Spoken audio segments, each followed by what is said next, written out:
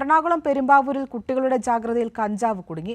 കളിസ്ഥലം ഒരുക്കുന്നതിനിടെ കണ്ടെത്തിയ ചെടി കഞ്ചാവാണെന്ന് തിരിച്ചറിഞ്ഞ വിദ്യാർത്ഥികൾ എക്സൈസിനെ വിവരമറിയിക്കുകയായിരുന്നു.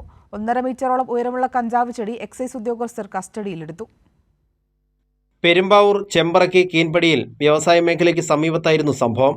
ആളൊഴിഞ്ഞ പറമ്പ് വൃത്തിയാക്കി ഷട്ടിൽ കോർട്ട് നിർമ്മിക്കാനുള്ള ഒരുക്കത്തിലായിരുന്നു വിദ്യാർത്ഥികൾ. ഇതിനിടയിലാണ് അപരിചിതമായ ഒരു ചെടി ഇവരുടെ ശ്രദ്ധയിൽപ്പെട്ടത്. സംശയം തോന്നിയ വിദ്യാർത്ഥികൾ മൊബൈൽ ഫോണിലെ ഗൂഗിൾ ലെൻസ് ഉപയോഗിച്ച് ചെടിയുടെ ചിത്രം പരിശോധിച്ചു.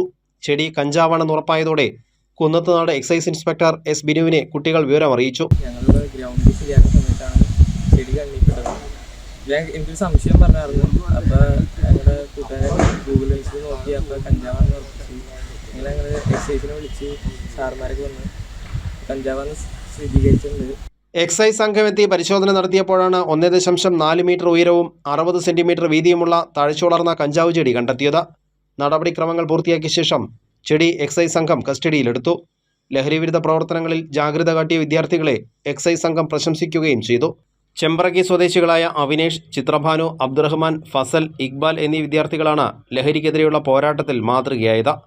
ആരെങ്കിലും മനഃപൂർവ്വം വിത്തിട്ട് വളർത്തിയതാണോ, ലഹരി ഉപയോഗിക്കുന്നവർ ഉപേക്ഷിച്ച അവശിഷ്ടങ്ങളിൽ നിന്ന് മുളച്ചു വന്നതാണോ ചെടിയെന്നും എക്സൈസ് സംഘം പരിശോധിച്ചു വരികയാണ്. കൈരളി ന്യൂസ്, കൊച്ചി.